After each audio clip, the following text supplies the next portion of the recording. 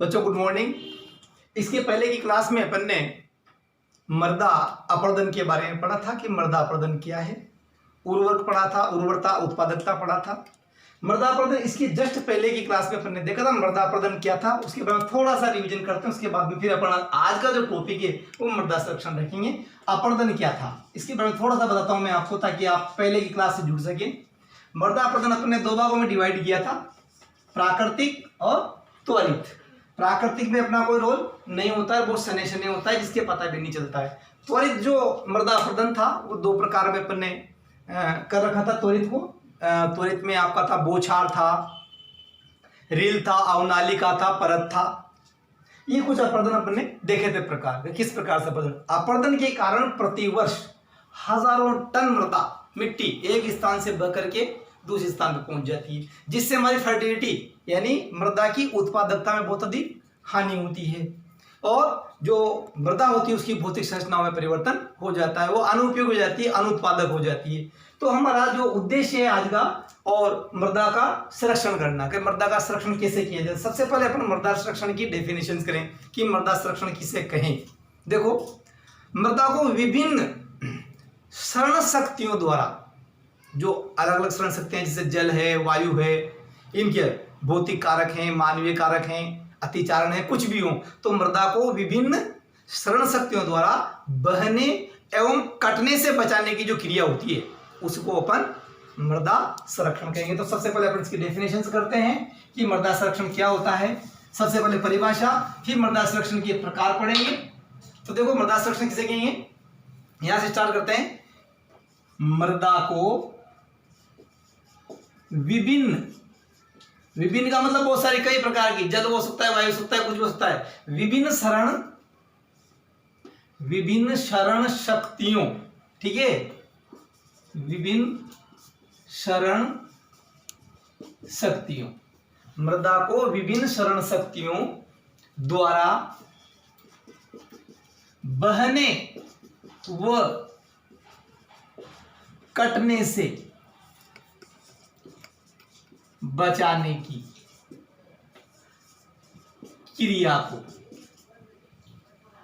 मृदा संरक्षण कहते हैं। ये तो हुई अपनी डेफिनेशंस। सबसे पहले जिस भी टॉपिक को अपन पढ़े उसका अर्थ तो समझे कि मृदा संरक्षण किसे कहेंगे। यानी मृदा को विभिन्न शरण शक्तियों द्वारा बहने व कटने से बचाने की क्रिया को अपन मृदा संरक्षण कहेंगे। अब मृदा संरक्षण क्यों आवश्यक है, इससे पहले बात हुई थी हमारी। इसलिए आवश्यक है कि अगर मृदा का संरक्षण नहीं करेंगे तो अपरदन के कारण जो मिट्टी बह चुकी है वो मिट्टी अनुपजाऊ हो जाएगी और उसमें उत्पादकता की कमी हो जाएगी। इसलिए मृदा का संरक्षण करना होगा। तो मृदा संरक्षण की विधियां देखते हैं अपन कि मृदा संरक्षण को अपन कौन कौन सी संरक्षण विधियों द्वारा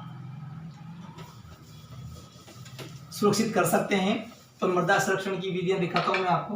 मृदा संरक्षण विधियां, मृदा संरक्षण की विधियां अध्ययन सुविधा के लिए अपन इसको दो पार्ट में बांट लेते हैं।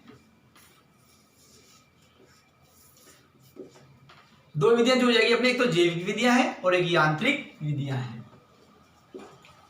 जैविक विधियां और एक हो जाएगी अपने पास यांत्रिक विधियां। ये दो विधियां हमारे पास में, जैविक विधियां और यांत्रिक विधियां। हम पहले सारी विधियों को चार्टेड कर लेते हैं और चार्टेड करने के बाद एक एक विधि को अपन डिफाइन करेंगे, अच्छे से पढ़ेंगे। इन विधियों के ऊपर भी क्वेश्चंस बन जाते हैं, 1 मार्क्स के क्वेश्चंस बन जाते हैं। शॉर्ट टाइप क्वेश्चन जो होते हैं वो इन्हीं विधियों में बनते हैं। तो जैविक विधियों में कौन कौन सी आ सकती है, देखो। सबसे पहले एक है समोच्च।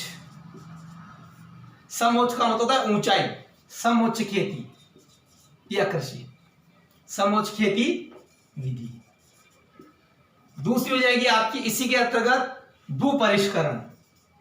भू परिष्करण अपन एक एक की डिटेल्स करेंगे। भू परिष्करण विधि दो होगी, समोच्च होगी, भू परिष्करण हो गया, पलवार हो जाएगी, फसल चक्र हो जाएगा। पलवार भी एक विधि है, बताओ पलवार क्या होता है, इससे क्वेश्चन आ चुका है। पलवार विधि फसल चक्र हो जाएगा, पलवार हो गया, फसल चक्र हो गया, और पट्टियों में फसल बोना हो जाएगा। पट्टियों में फसल बोना।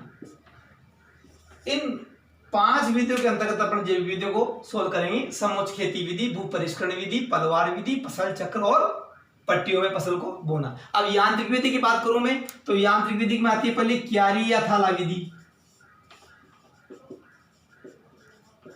थाला विधि दूसरी करता है कंटूर वाली होती है, या फिर अधोभूमि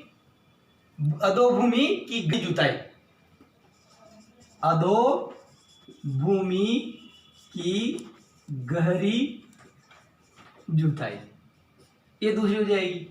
एक कंटूर भी कर सकते हैं अपन इसमें, कंटूर टेरेस बना करके, तो कंटूर टेरेस विधि भी अपन यहां पर काम ले सकते हैं। कंटूर टेरेस विधि। और चौथी हो जाएगी अपनी कंटूर खाई विधि, ये हो जाएगा। अब देखिए आप यहां पर मैंने मृदा संरक्षण की विधियों को चार्टेड कर दिया है। अब इन विधियों को अपन एक एक करके पढ़ेंगे, इनका डिटेल्स पढ़ेंगे, और इन विधियों में से किसी एक विधि को 1 वर्ड में शॉर्ट नोट आंसर्स के रूप में पूछा जाता है कि मृदा संरक्षण की विभिन्न विधियों में, जैविक विधियों में ये आपकी 5 बता रखी है, और इधर आपको ये है 4 बता रखी। सबसे पहली विधि लेता हूं मैं समोच्च खेती विधि। ये समोच्च खेती विधि क्या होती है, इसके बारे में बात करें तो देखो, समोच्च खेती विधि में क्या करते हैं, समान ऊंचाई की भूमि पर बनी रेखाओं को क्या कहते हैं, कंटूर कहते हैं। कंटूर की भी डेफिनेशन आप लिख सकते हैं, समान ऊंचाई की भूमि पर बनी रेखाओं को क्या बोलेंगे अपन, कंटूर बोलेंगे। तो समोच्च कृषि कहां पर की जाती है, जहां पर ढाल, देखो ऊंचाई वाले क्षेत्र जहां पानी का बहाव तेज होता है, तो वहां पर समोच्च कृषि की जाती है, कंटूर से कृषि की जाती है। कंटूर में बोया जाता है यानी ढाल के लंबवत, जैसे ये ढाल है, इस ढाल के लंबवत इस प्रकार से कंटूर बनाए जाते हैं, यानी लाइनें बनाई जाती है, और इन लाइनों में जो है पौधों को लगाया जाता है, जिससे क्या होता है, पानी रुक रुक करके बहता है, उससे कि मृदा का अपरदन नहीं होता है, मृदा का संरक्षण भी होता है, पानी भी जमीन के अंदर यानी भूमि के अंदर लीचिंग करता रहता है, बैठता रहता है। तो समोच्च खेती विधि कहाँ, समान ऊंचाई की भूमि पर बनी रेखाओं को अपन कंटूर कहेंगे, और कंटूर में जो है हम फसल का बीजों को बोएंगे, पंक्तियों के रूप में बोल देंगे। सेकंड आता है भू परिष्करण। भू परिष्करण पर से क्वेश्चन पूछा हुआ है। भू परिष्करण को आपको अच्छे से समझने की आवश्यकता है कि भू परिष्करण क्या होता है। सबसे पहले मैं आपको भू परिष्करण की डेफिनेशन बताता हूं कि भू परिष्करण किसे कहते हैं, कितने प्रकार का होता है। भू परिष्करण क्वेश्चन आया हुआ है इस पर। भू परिष्करण देखो, अच्छी उपज प्राप्त करने के लिए हमें क्या करना पड़ता है, भूमि में कृषि क्रियाएं करनी पड़ती है। तो बुआई से पूर्व से लेकर फसल कटाई के बाद तक की जाने वाली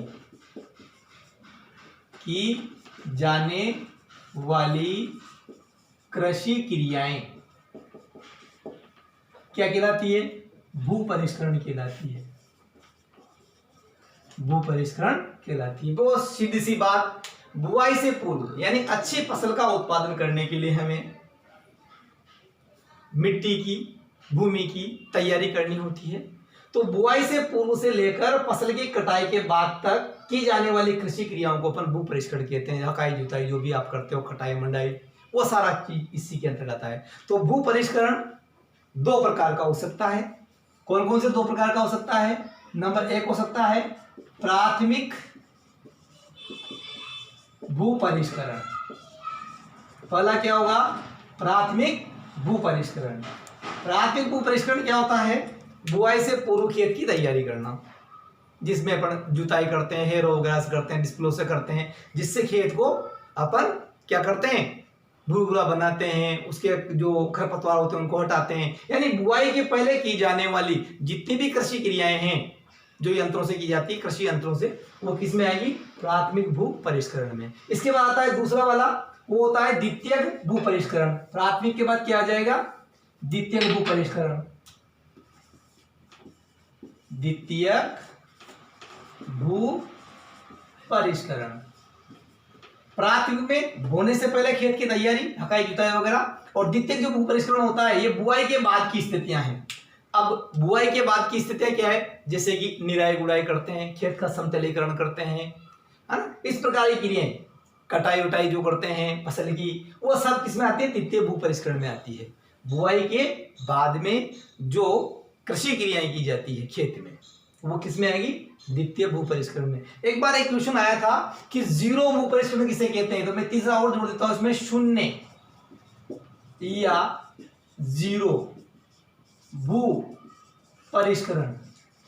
क्वेश्चन आया हुआ है ये, शून्य या जीरो भू परिष्करण किसे कहते हैं। जैसा कि नाम से पता चल रहा है, शून्य या जीरो यानी किसी प्रकार की कृषि क्रियाएं नहीं की जाती हो, नहीं की गई हो, और सीधा फसल के बो दिया अपन ने, कोई खेत की तैयारी वगैरह नहीं की। ऐसा जनरली कहां पर करते हैं? डेजर्ट में, जो रेगिस्तान होते हैं वहां पर किसी प्रकार की कृषि क्रियाएं नहीं की जाती, सीधी फसल को बोते हैं। इसका जो प्रादुर्भाव है वो अमेरिका से मानते हैं, ठीक है।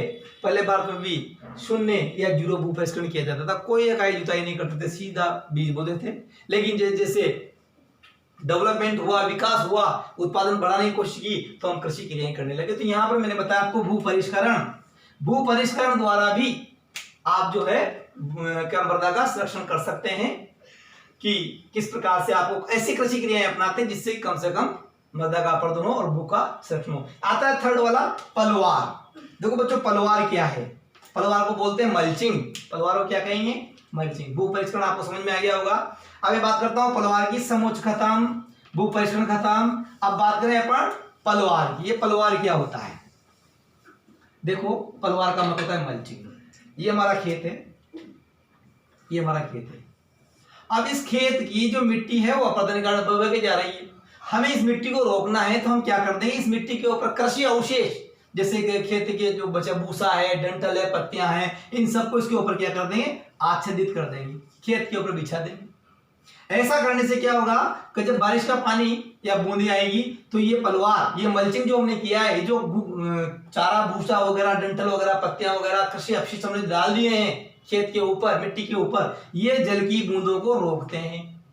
और पानी की बूंदी जब रुक जाती है तो मिट्टी के कण यहाँ से हट नहीं पाते हैं। साथ ही मृदा के अंदर क्या बढ़ा देते हैं? लीचिंग पावर बढ़ा देते हैं, वाटर अंदर चला जा पाता है, तो जल की आपूर्ति होती है, साथ में मिट्टी के कण यहाँ से बह करके भी नहीं जाते, तो वो कहलाता है पलवार करना। तो पलवार के द्वारा भी हम जो है मृदा का संरक्षण कर सकते हैं, उसको अपरदन से बचा सकते हैं। पलवार का मतलब क्या हुआ? मल्चिंग, यानी कि क्या करना पड़ेगा?